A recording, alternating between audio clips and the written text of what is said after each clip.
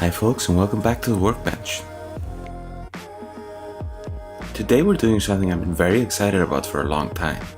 We're going to be doing an affordable, low cost and accessible build made with quality parts. This is a whole build and setup guide where I'll take you through every step. Historically, if you wanted affordable parts, you were limited to clones. Fortunately, we now have access to much more affordable parts from reputable manufacturers. Today I'm taking advantage of that and showing you how to build an FPV Freestyle mini quadcopter for under $170. The parts we're using today are coming from both Chinese and US retailers, and you can find links for everything in the description.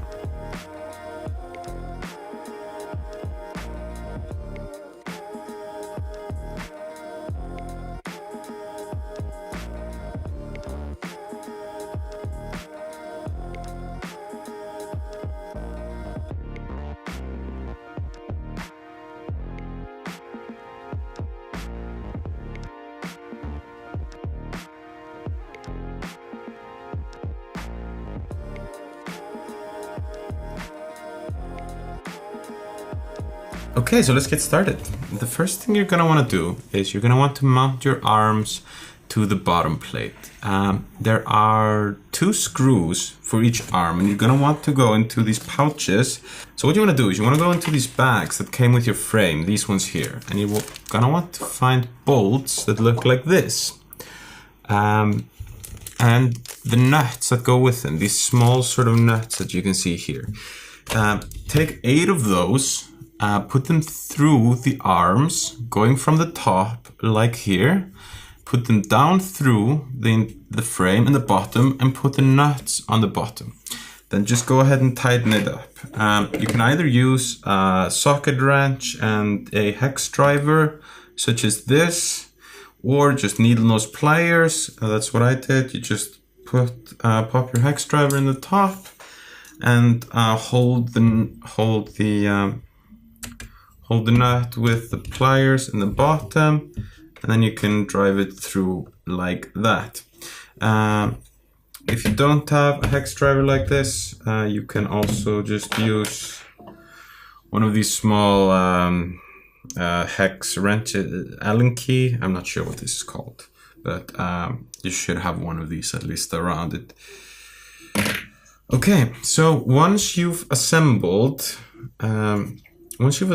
the bottom plate, we're gonna go and we're gonna start to mount in the first board, which is this, the PDB, or the power distribution board. Before we mount it in though, I wanna go ahead and pre-tin the pads that we're gonna use. So once we're ready, we're gonna go ahead and start to pre-tin the pads on the PDB that we're gonna use. So the pads that we're going to be using, all those plus minus pads here around the edges. Also this ground here, 5-volt ground, and the 12-volt. And then we'll also put in the battery connector later. But let's start by pre-tinning the pads. Anyway, we're going to keep tinning the pads.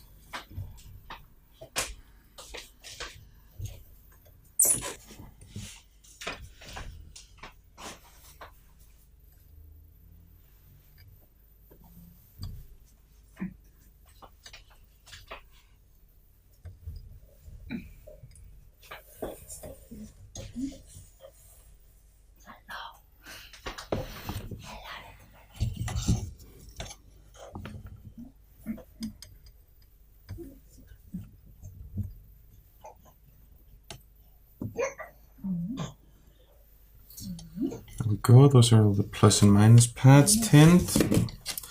I'm gonna go ahead and do the BEC pads here. You need much less tin on them, so just be careful not to put too much.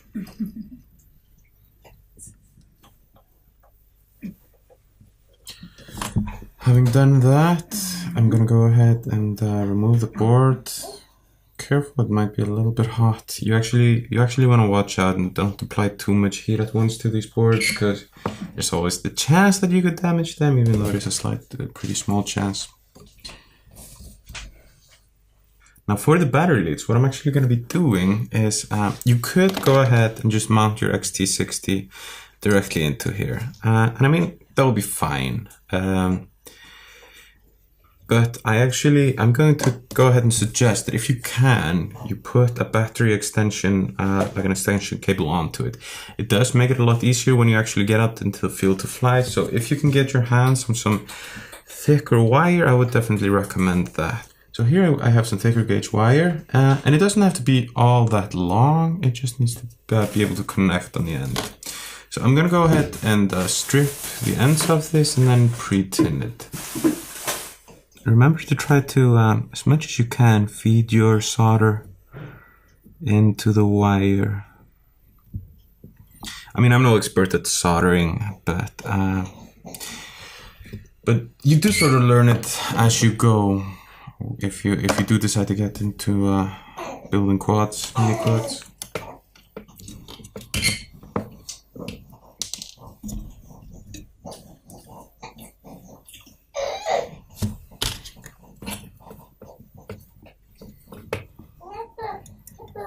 And here for both terminals. Now you can go ahead and connect the two. If you have some sort of helper like I have, it is a lot easier. But I mean, you can still just put a little bit of tape on your workbench and stick it onto that. That should be fine as well. So just solder your tin together like this. Hold it for a little bit, and you should have a secure connection.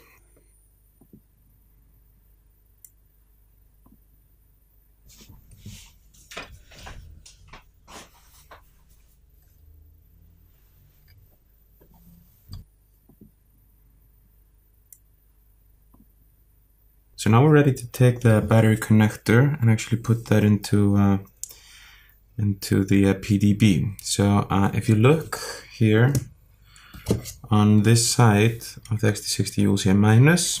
If you look on this side, you will see a plus. Make sure you put it into the correct ports on the PDB. So the wire that goes into the plus side of the LiPo goes into this side here. I'm just going to pre-tin a little bit here. Realistically, we're not going to be able to close the whole gap, but I'm going to make sort of just an edge around here on both of these ports. Well, something like that can also happen. So take the plus side here, and pop it in.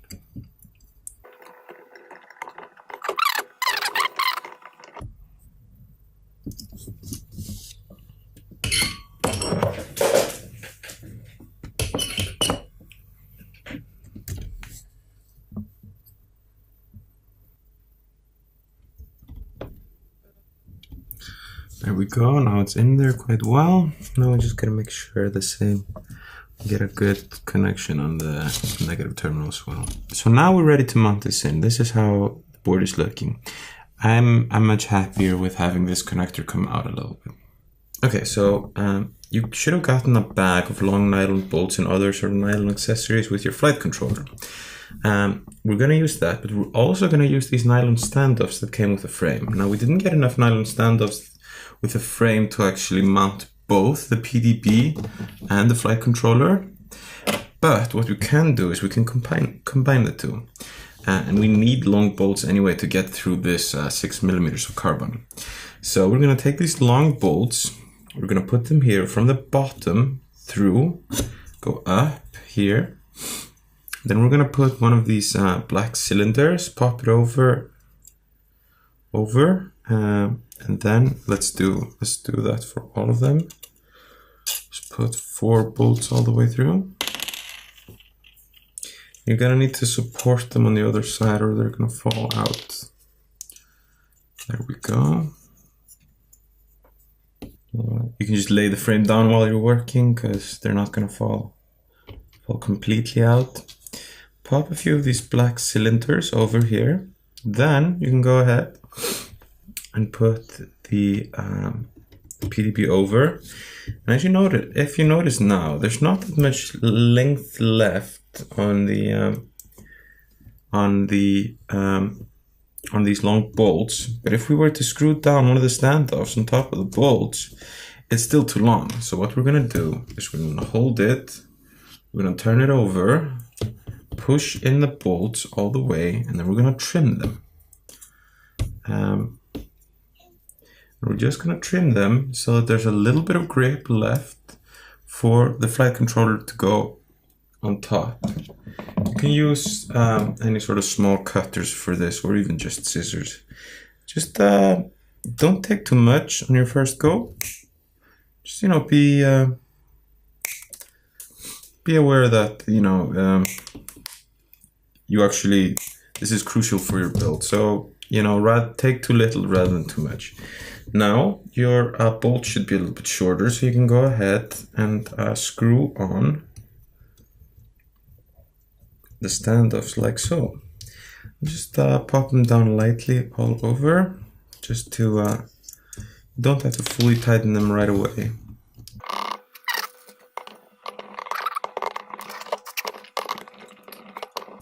And now you can finish screwing in your standoffs. You can just get a small pair of pliers to hold them in place while you turn the board over and screw them in from the back. The thing about this nylon sort of fastening hardware is that it's really soft. It's easy to destroy, so, you know, don't go too hard on it. You don't need a lot of force to make sure this is tight. Okay, so we got a little bit of a problem. These are all tight except this one here. So that means we can't tighten it all the way. So that means we didn't trim enough of the bolt.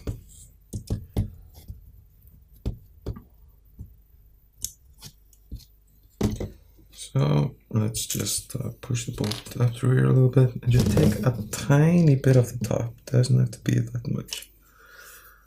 Here we go. There we go. And now we're gonna go ahead and retighten it. Hold down the standoff.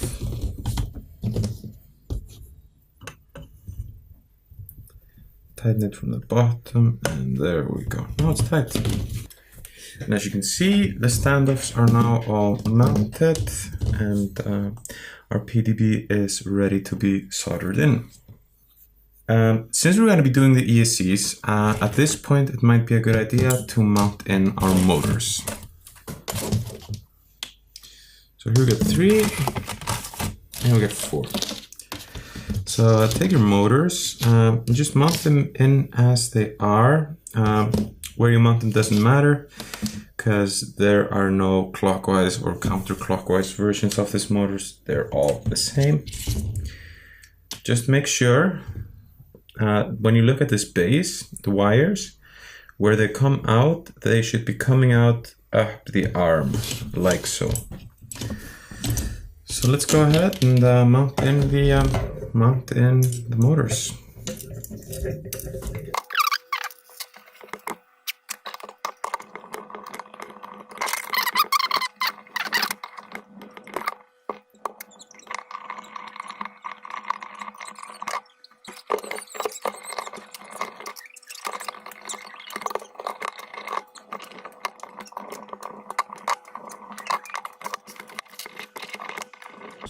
And there we go, that's our last screw for the motors.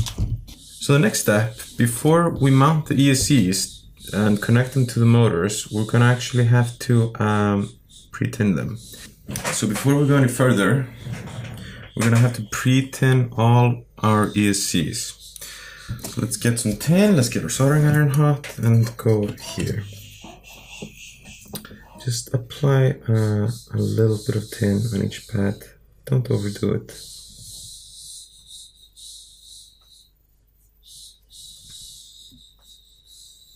Just like that.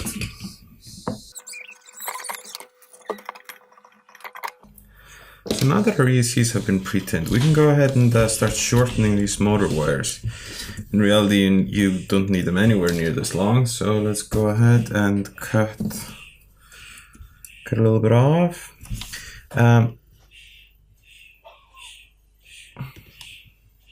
You sort of have to decide how far up the arm you want your ESCs to be. I mean, as a general rule, it's nice to keep them quite close to your motors. But make sure you have enough wire to work with.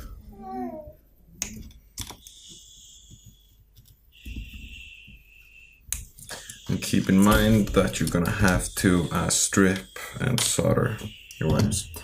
So here we can see 3 motor wires that I need to work on. So we're just gonna go ahead and strip them. You do not need a lot of force to strip these. That's the nice thing. These silicone wires are super easy to work with. So just a slight. Don't grip it too hard before you pull off. Now let's pre-tin them.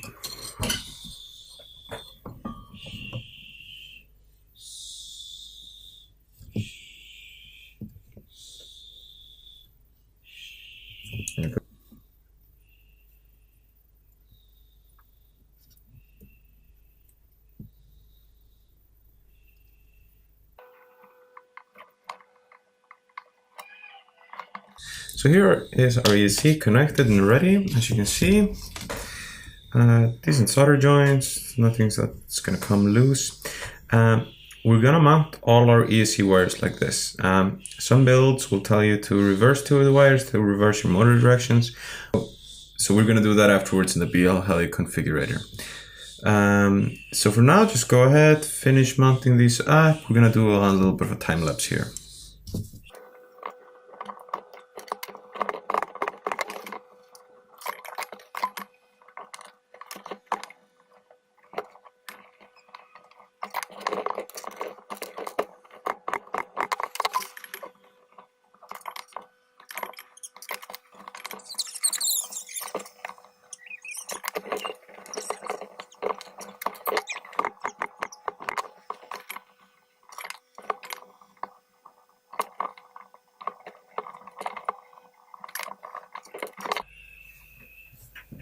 So at this point, our quad has pretty much become a whole jumble of wires. So these ESC wires coming out, we're gonna need to trim them now. Now this is kind of a delicate task. You wanna make sure there's a little bit of slack, because when you push this down, it's fine if the wires crease a little bit in both directions, like if that they form a slight bend, because you don't want too much pull on them. That's going to increase the chances that one of the wires comes loose during flight or during a crash, and make it harder to mount them flat against the frame as well. So what we're going to do is we're going to trim this. So when we trim this wire here, that's going to be going to this pad here. We don't want to cut it directly above, we want to go a little bit further when we cut it. So approximately here. And then when it's going to give us a decent amount of slack. Some people like to have less, but I don't know, I prefer to err on the side of caution. We're going to trim the black wire as well, like so. I'm going to go ahead and strip the end,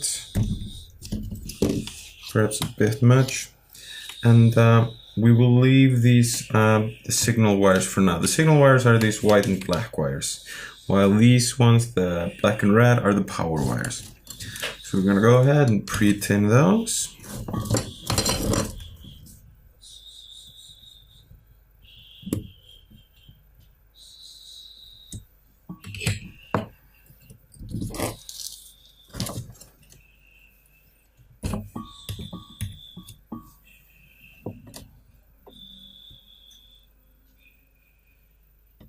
Now we can just go ahead and just solder it directly onto the pad.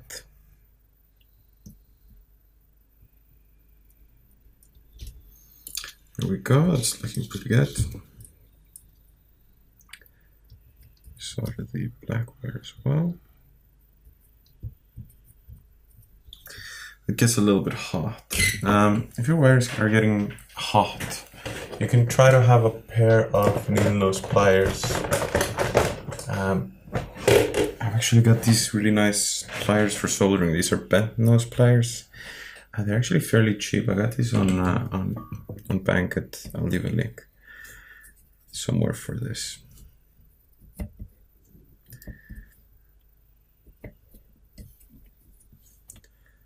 There we go. Just get it in there like so.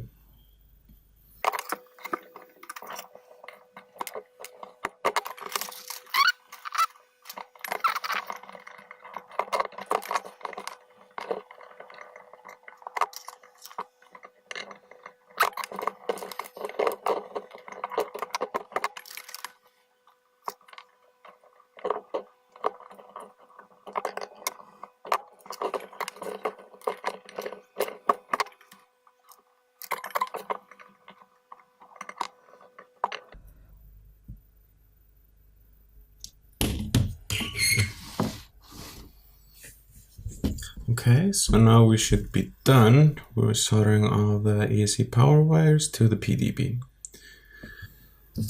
So now that we've soldered our ESC power wires to the PDB, let's go ahead and start soldering up the peripherals. This is basically going to be our camera and our VTX. So the camera takes 5 to 15 volts. So we're going to go ahead and solder it to the 12 volt pad. So what we're going to do is we're going to take the camera connector here. We're going to cut the ends off here, like so. And then we're just going to go ahead and strip them. And the easiest way to strip them is actually just using your fingernails. So just grab a little bit of the end and pull it off.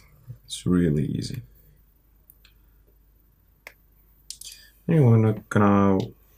Then you're going to want to go ahead and pre-tin the wires.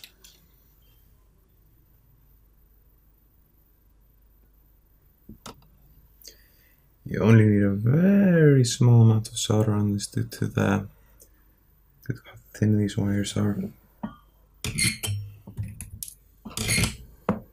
We're going to connect this red wire here to the 12 volt BEC pad. That is the one down here.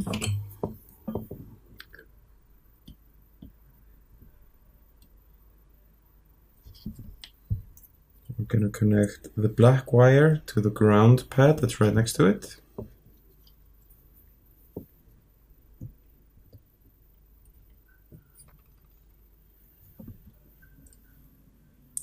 And there we go, we connected the power for the camera. We're going to leave the yellow signal wire for now until we get closer to finishing our build. We're going to go ahead and grab the wire for the VTX. If you look on the top of the VTX here, you can actually see listed which wire does what. So if we take a look at this from the top, we've got ground, audio, video, ground, and an input of 7 to 24 volts. So we're going to go ahead and put the 12 volts in that as well. So we're just going to have to separate these wires a little bit here. Take the red one and the black one. Those are the power wires. And then the yellow wire in the middle is going to be our video wire. We're not using audio for this build, but if you want to use audio, that is the white wire. Let's pre-tin those 3 wires, the red, the black, and the yellow.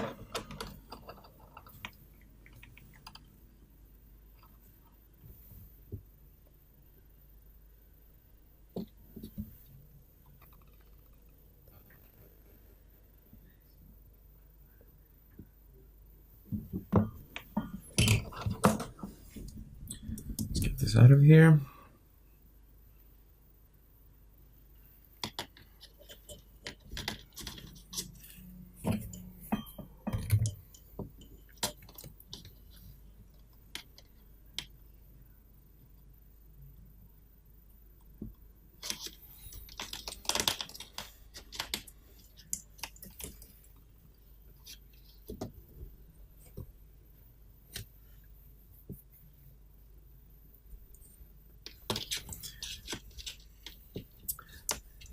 If you have trouble getting your wires to stay in place when you solder them, it can actually help to try to solder both wires at a time from both these connectors.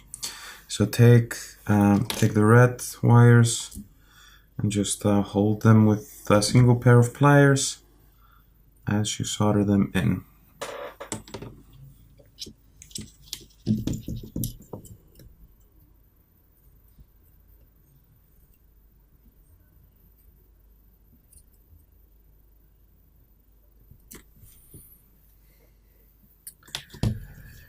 We're gonna go ahead and do both the ground wires here.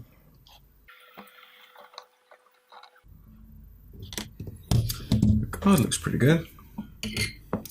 And since we've got these wires on here already, let's just go ahead and finish up the signal wire now. So that means you take the yellow wire from the camera connector and the yellow wire from the you take the yellow wire from the camera connector and the yellow wire from your VTX, strip them a little bit, and I like to wrap them a little bit together like so.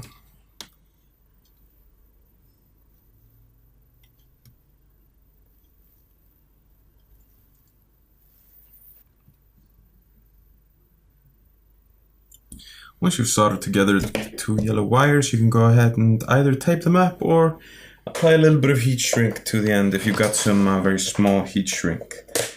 I am going to grab a little bit of my smallest heat shrink here. Cut it down.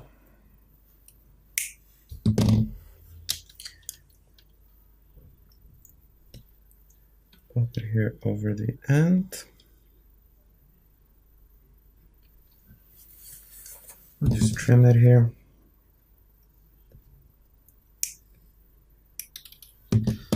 And we just grab our heater or our lighter and just, there we go.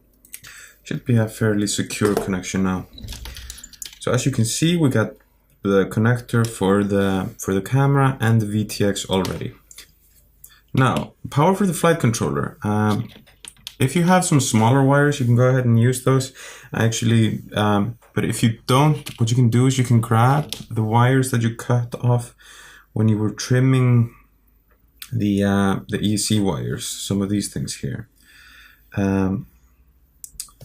So we'll just make a little bit of wire like that. You can go ahead and cut them down to pretty short, trim them here.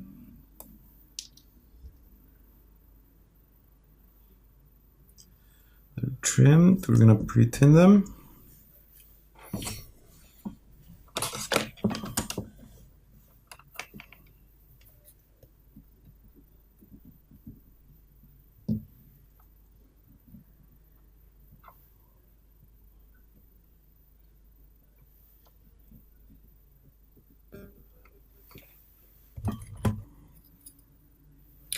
Now, before we put the board on top, let's actually go ahead and do the connections that we can from the bottom.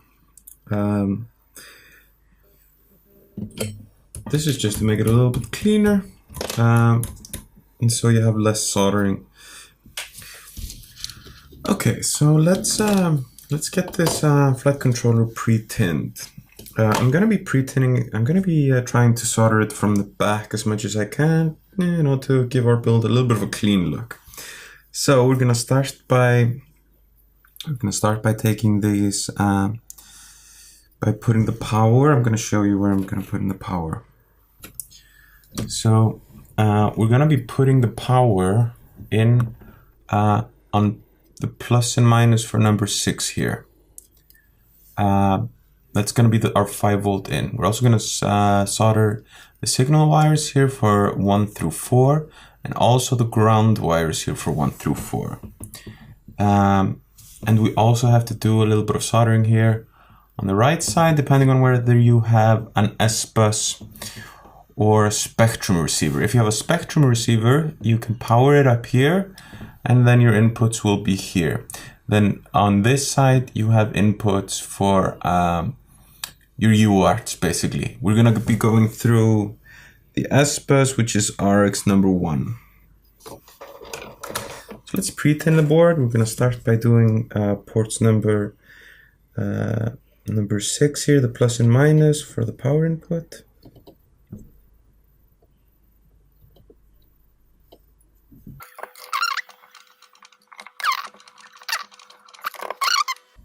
If you have a 5-volt receiver, you're going to want to do the bottom 2 pads and then the 4th from the bottom if you're doing S plus. Those are the ones that I'm going to be doing. Again, spectrum power can be found up here. I'm going to do 1, 2, and 4.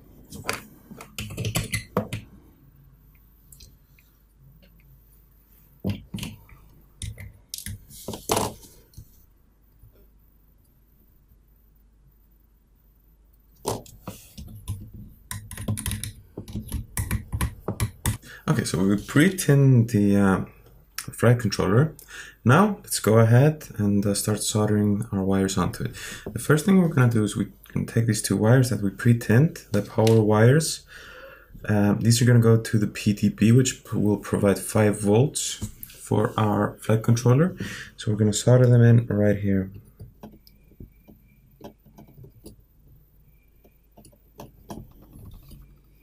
So as you can see, this is the plus and minus, that's the negative and the positive that will bring the power in.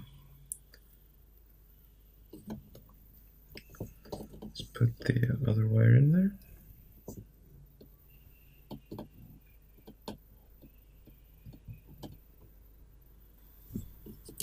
Now, what we need to do is we need to think about the receiver.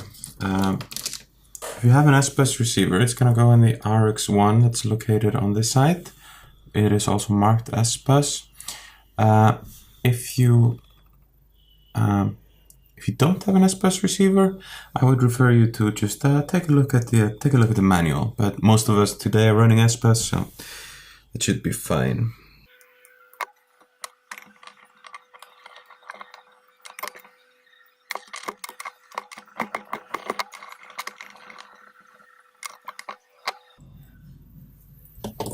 There we go, now we got the connector for the receiver connected. Now we're going to go ahead, we're going to connect the motors.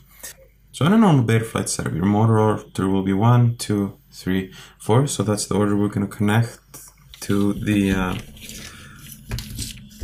flight controller. So at this point we have a bit of a choice. We could either go ahead and try to mount the motor wires in from underneath, which would make this a little bit of a cleaner build.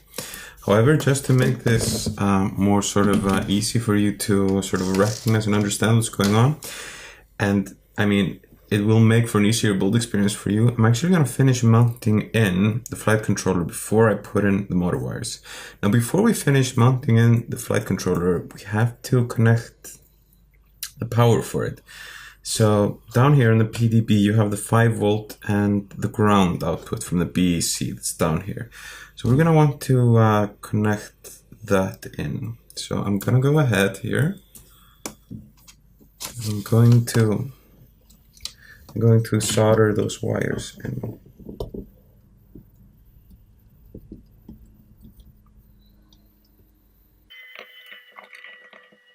So now that those 2 power wires are soldered in, we can go ahead and finish mounting up the board.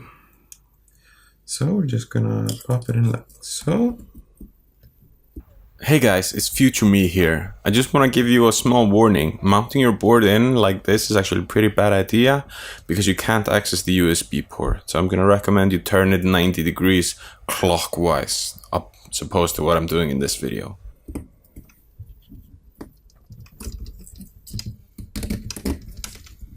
Should slide on fairly easily.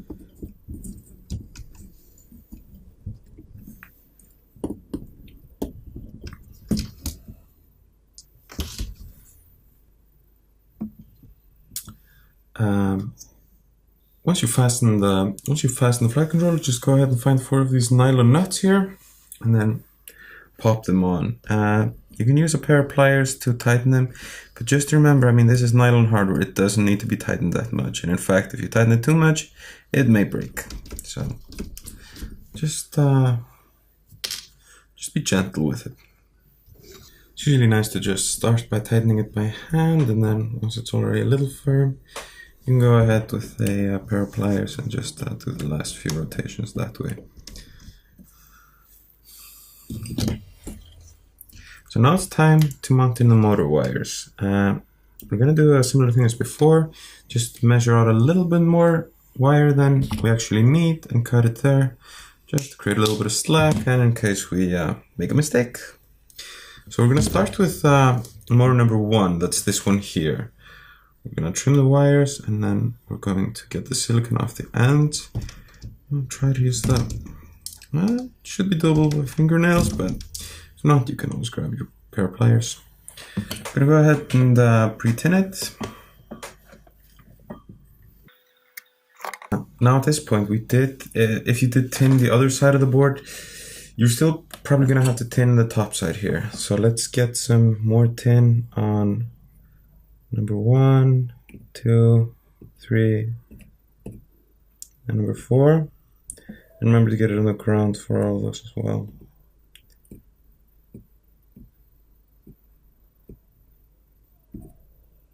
Oops, got a little bit too much tin there. Now in those cases you can just try to like heat it up and flick it off, like that.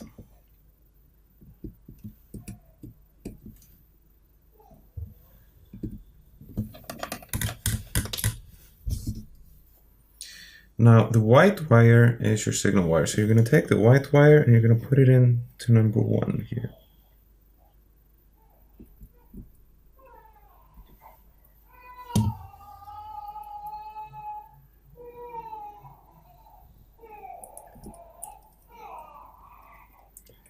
Try to make it as clean as possible.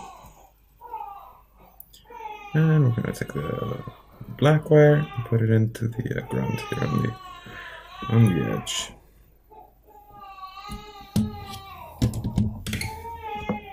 So motor number 2, so that's motor number 1 done.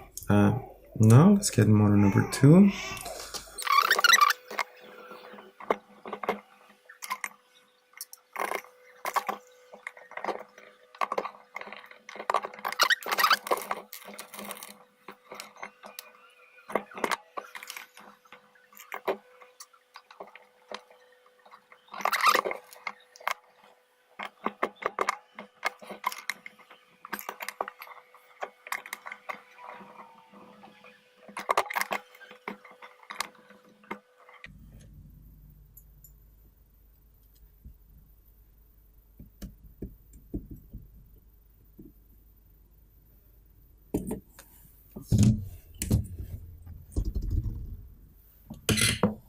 Okay, and there we go.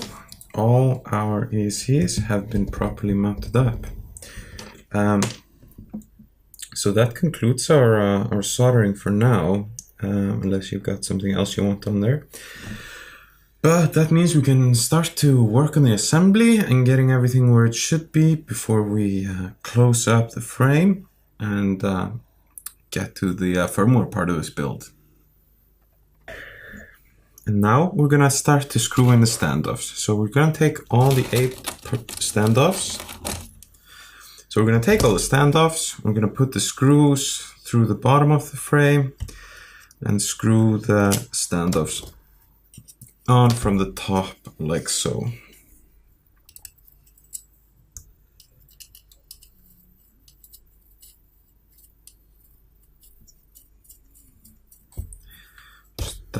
I like to go and just hand tighten them all in and then go in with a hex driver afterwards.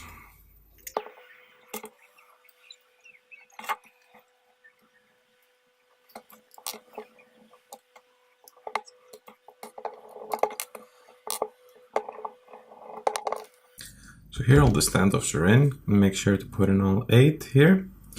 And you can go ahead and tighten them. The easiest way to tighten them is just to hold on to the standoff and use a hex driver on the other side.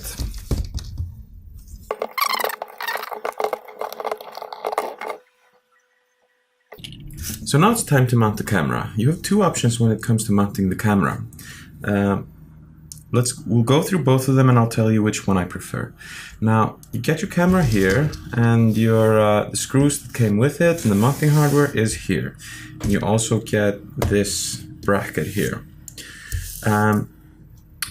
the first way to mount it would be if you use the bracket and then fasten the bracket to the bottom of the frame like this. Put a bolt through the bottom here. Put a bolt through here and fasten it with a nut on the bottom, and then you can slot the camera in like so, and you can use the screws on the side to control the pitch, the inclination of the camera. The other way, which is sort of the it's a bit of a hack, but I think it is the way that I prefer to do it, is mounting it directly to the camera plates. Now the problem is, if you were to mount it directly with these screws, the gap between the plates would be too short, so they would not be able to go between this. So what I'm gonna do is I'm going to use like a little bit of a trick to make the camera closer to one plate and further away from the other one. You'll understand what I'm talking about in a moment. But this is how you do it. You start by taking this plate here, and the plate that we're gonna use on the right side here, and you make sure that the mounting hole is on the lower side of the plate. And you screw that in using one of the small screws that you got with the camera. So let's start by doing that. Just use your hand to get it in there at first, and then find a small screwdriver to sort of loosely fasten it. Then on the other side, I'm actually gonna go and I'm gonna get this this foam sort of, this is the thing we got with our VTX. This is a little bit of foam. I'm gonna cut out a tiny piece. Just like so, just a very small piece of this. Something like this. And I'm gonna get some super glue. And I'm gonna start by doubling this up to make it a little bit thicker.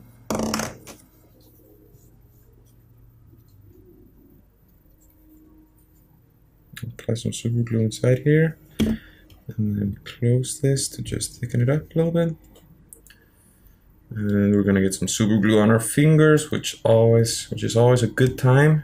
Yeah, there we go. Glued my fingers. And then once this is a little stuck, we're gonna apply some super glue on the side of our camera right here.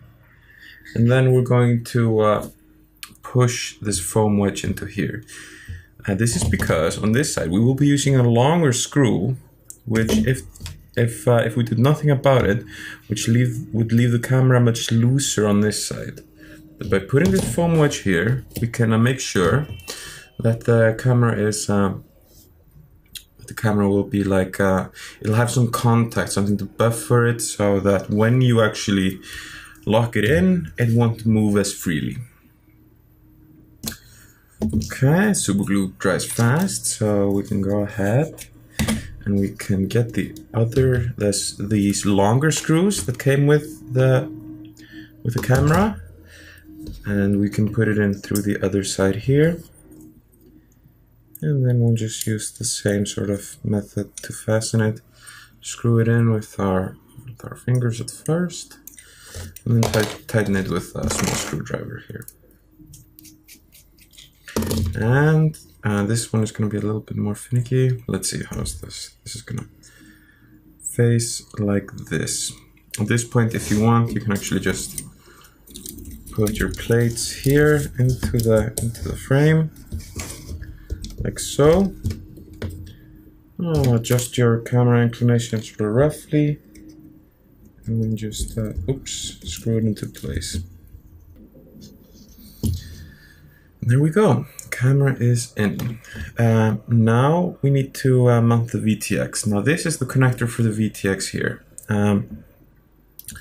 I like to have the VTX antenna come out the back, which would be out here somewhere. Now this top plate does actually have a mounting bracket, so if you had if you have an RP SMA extension, you could put that through. So we're gonna get this connector here. If you like, you could feed it under your stack.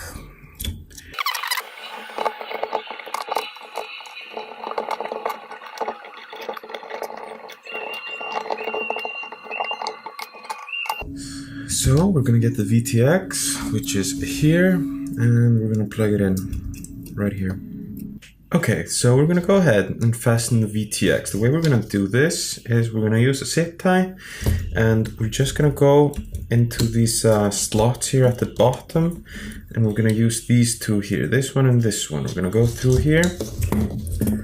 We can just feed it through first.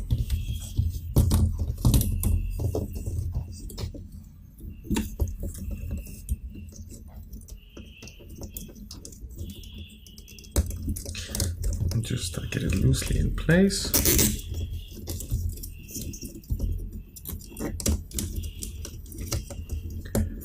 And then tighten it fully.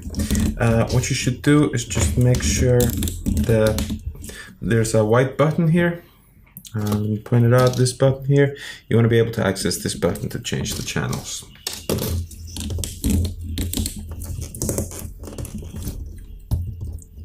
There we go, now that's quite tight in there, so we're not going to have any problems with it flying loose, and your antenna will mount nicely here in the back. So let's cut this, cut the zip tie. There we go, pretty elegant and simple. Camera keeps coming loose. Alright, so we got the VTX in here. We got the FPV camera. Now at this point you're gonna want to mount your receiver, however you go about doing that. So I'll be back once I finish my receiver and we're ready to put on the top plate. Alright, now we're getting ready to put on the top plate. Before that, I'm gonna show you the trick that I use for actually mounting my receiver antennas. So my plan is to put one antenna up through here and have it face out this way, and one antenna through here and have it face out sort of this way. That way, if they're pointing in different directions, or at least slightly different directions, you will basically have you'll have better radio link when you fly. So what I do is I find some heat shrink that fits over my standoff, and it also needs to fit over a zip tie like this, just a blank zip tie. So what we're gonna do is if we pop this through here like so, and then put it over, we put it over like this, then we can just trim a small portion of this heat shrink, like perhaps so. The length should be shorter than a standoff. So then that means we can place this off the standoff like this, and we'll actually just cut off the bottom here. It should be fairly solid on its own.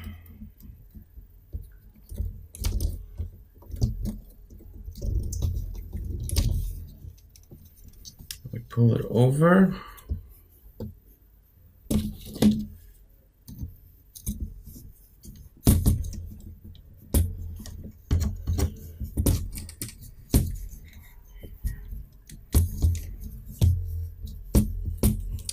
Being somewhat uncooperative. So this is a tight fit, but you know, tight fits are better.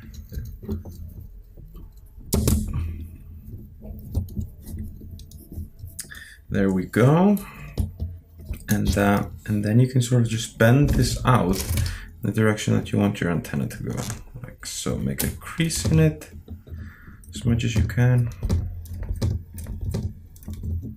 And then we can point our antenna sort of in this direction. And then we just go ahead and we heat up the heat shrink. Let's grab a lighter here. Don't need to heat it that much. This is already quite tight, so should do us quite well. There we go. And we'll do the same with the other side.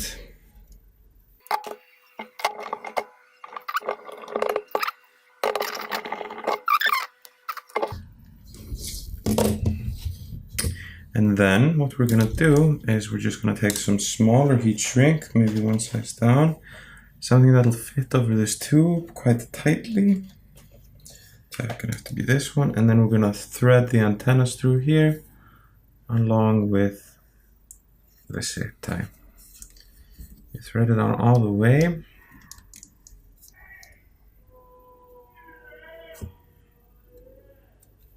And then just heat up the heat shrink like so.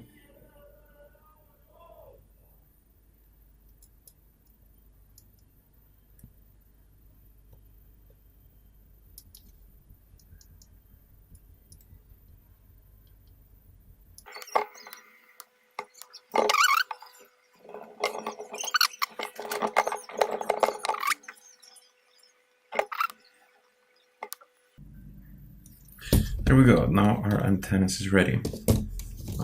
Our antennas are ready. And now all that remains is we're gonna put on the top plate. And we're gonna be almost done. Now we're gonna put the battery connector through this slot here on the back.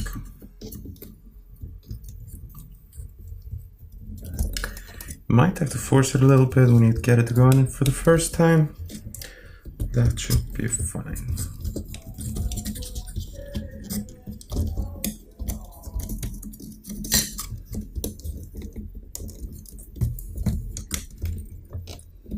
There we go. And now grab the some of the M3 nuts, M3 bolts that you got with your frame, and start to just screw it together. Hey guys, it's Future Me again with another pointer. As you can see right there, the XT60 connection is actually resting against the carbon. This was actually causing a short between my XT60 negative and positive. So I'm gonna say make sure that the metal on the bottom of the connector is not touching the carbon or any other metal. Just make sure of that when you put your build together. Because then if you plug it in, you're gonna have a bad time.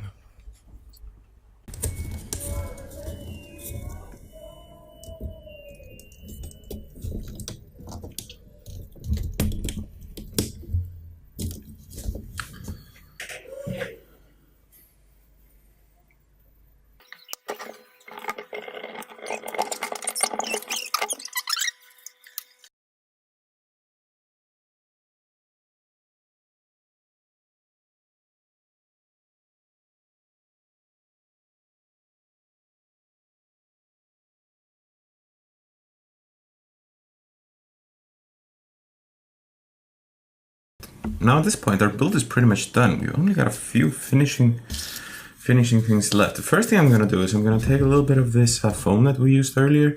This is from the VTX packaging, and I'm going to use it to put under the ESCs, and then we will tape over them. This is just to provide a little bit of cushioning in case of any accidents or anything like that.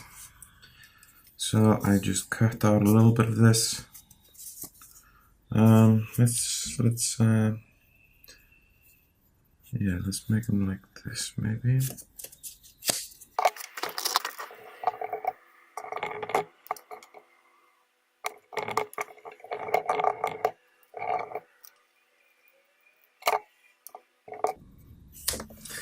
There we go. That's four pieces of a little bit of foam padding, and I'm just gonna place them underneath when I tape it down. So the taping, just get a little bit of electrical tape, and the best thing you can do is make sure you have a clean tape end. So trim the end of your tape like so. Then just it's a good idea to start from the bottom. To start and to end on the bottom.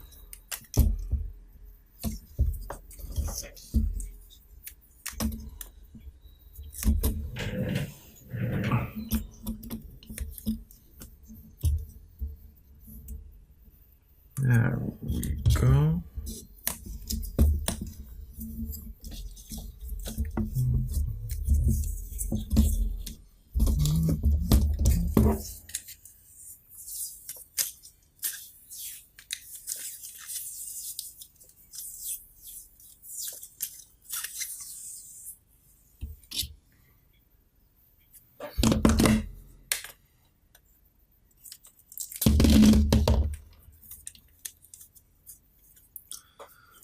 go.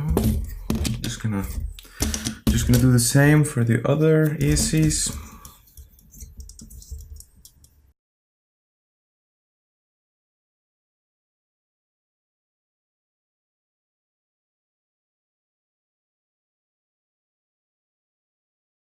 So now that our ESCs have been taped down and secured, we can go ahead and install the landing pads.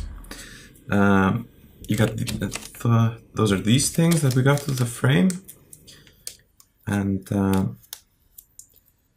just pop this bag open now. I mean, it says 3M on them. I don't think this is really 3M. The only thing is, because the glue isn't that strong on them, they tend to break off when you land. You're gonna want to put an extra zip tie just to hold them in place in case of a crash. I'll show you how I do it.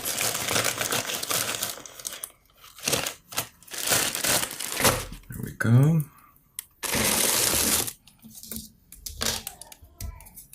Just start by gluing them all down, like so. 1, 2,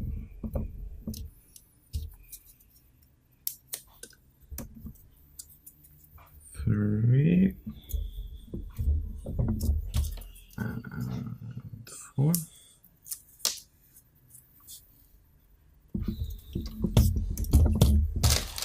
And then what you do is you take your zip tie, you run it under your ESC wires here. Make sure not to put it over the ESC wires, because that would be creating unnecessary and extra tension. Just run it here and just tighten it like this. I like to make them a little bit tight. This way I'm sure they're not gonna... Something like this. And then just trim the ends.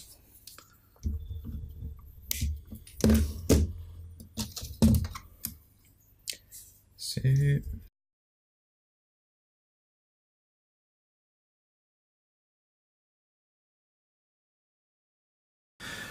Now, battery straps. You can get battery straps pretty easily. In fact, a lot of places will give you battery straps for free. Some of the hardware here is from Pyroflip RC. Those are the links down in the description. And generally, when I order at Pyroflip, I do get one of these free straps, which is really nice. But if you need some extra straps, I'll leave a link down for those as well. Some high quality straps that will not cause your battery to slip. But I'm just gonna use these free straps that came with my order. You gotta be a little bit careful not to mess up any of your wires there. The motor wires running through there.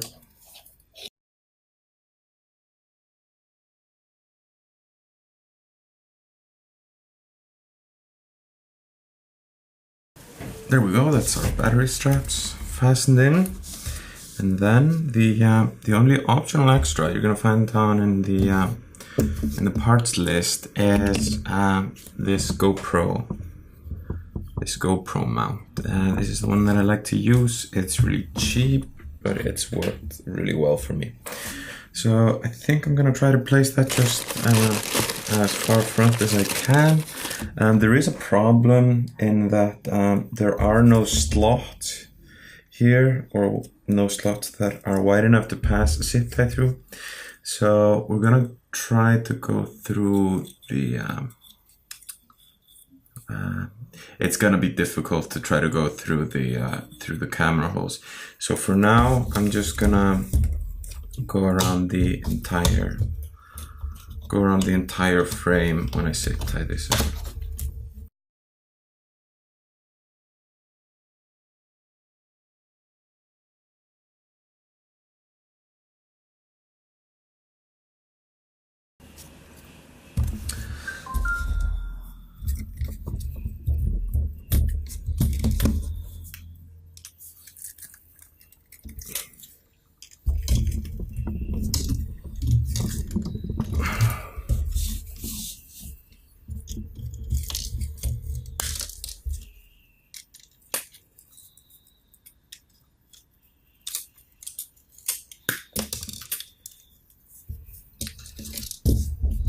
go.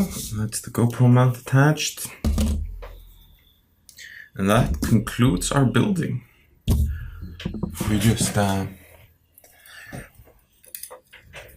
you see what it looks like with a GoPro in it and the battery.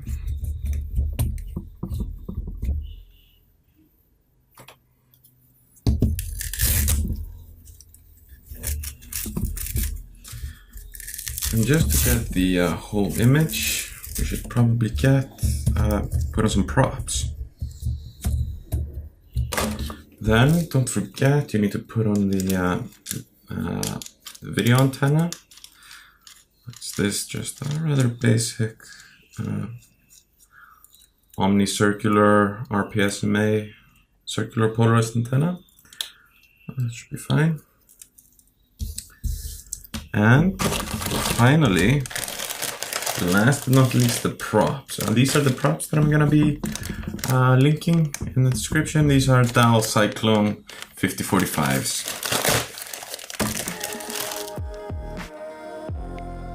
So at this point, our build is done. All we have left to do now is to configure the firmware for the flight controller and the ESCs. If you wanna learn how to do that, then stick around. It's coming up.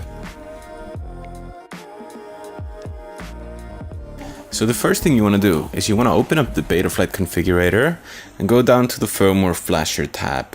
There you're going to find the Revo build target, and we're going to select the newest firmware version, which is 3.2.4.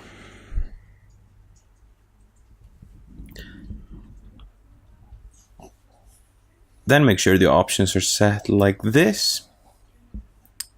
Full chip erase, load the firmware online. And then you can go ahead and start flashing. After the firmware's been flashed, we can go ahead and connect. And there we should see that the version is now the most up-to-date version. At this point, you can move the quad around, see how the gyro is behaving, if it's moving in all the proper directions. Then we'll go ahead and set up the ports. If you're using SBus on the RX1, or if you're just using RX1, you enable the serial input and save and reboot. There we see it's enabled. After that, we can go ahead to the configuration tab. There's a few changes we need to make here. We're going to select the motor protocol as DShot 600. And then we're gonna, if you did turn the flight controller, then you need to fix the yaw here.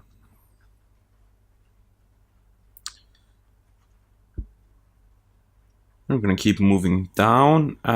Since you have an F4, it's probably a safe bet to update the PID loop frequency to 8 kHz. It's not going to make a world of difference, but I mean, you're not using that processor for anything else, so I mean that's going to could give you better response times. Then you can go ahead, keep scrolling down. Next, we gotta set the receiver protocol.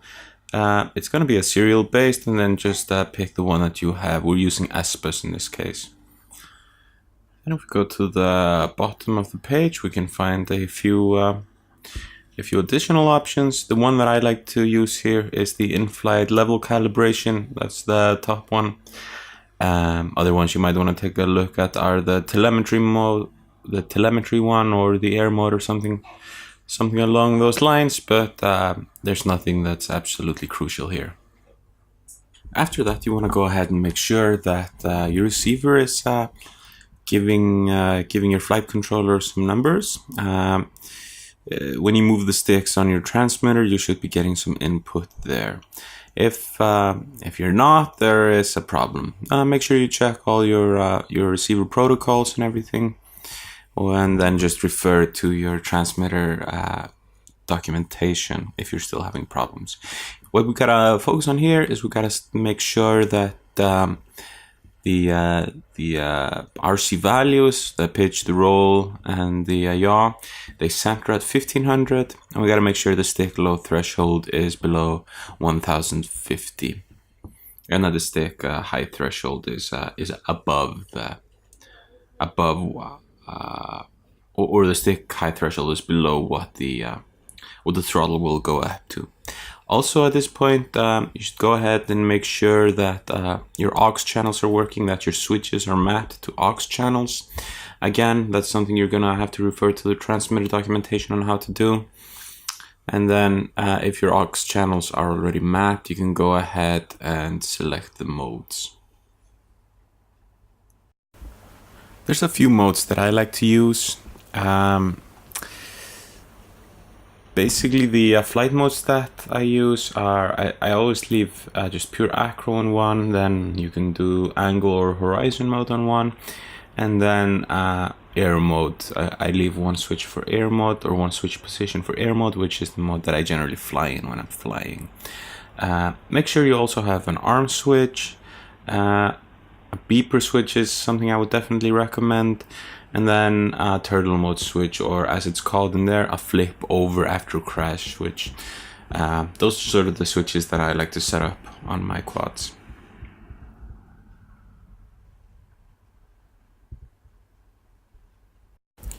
And now finally we're going to take a look at the ESCs. So we're going to open the BL Heli configurator and make sure your Betaflight configurator is disconnected. Then we see up there the COM port, it's finding the COM port, so it means it's finding the flight controller, and we're gonna connect. Now your ESCs need power enable for you to be able to read the setup. So you have to plug in a LiPo, and then you're gonna press read setup. And please be aware, never do this with props on. Always take your props off when you're configuring your ESCs, just in case. There's a couple of things we want to do here. First and foremost, and the most important, is you have to reverse the motor direction on motors number 2 and 3. Otherwise, your quad's not going to get in the air. You can go ahead and write that config. Other things you might want to take a look at in here are the beeper settings. Maybe the beacon delay, set it down to 5 minutes is something that I like to do. And then the other big thing that we're going to take care of is these ESCs come flashed with 16.6, the version 16.6 of BL Heli S. You want to go ahead and upgrade it to 16.7. 16.7 is a really nice version, and it gives you a lot of cool things such as D-shot commands that you can use. So go ahead and flash the new firmware on there, and you should be ready to go. So that's it. That's the entire build. Thanks so much for watching and sticking through this. I really appreciate it. This has been one hell of a video, and certainly was one hell of a video to make. The amount of work that goes into something like this is really crazy. But I'm really happy we got to the end of it, and I managed to finish it. If you actually built this, first of all, I hope you didn't have any problems, and thank you for following along. If you did run into any obstacles or anything, don't hesitate to just place a comment down below, ask any question, or message me. I'll be super happy to help. I'm not placing any major flight footage in this video, but there's going to be a link here at the end of the video and down in the description where you can go and take a look at some flight footage from this. Also, I'm going to be linking to some reviews that I'm doing in the description. These are going to be reviews of some of the parts that we're actually using in this build. Other than that, for me, thank you so much for watching, and I hope to see you again.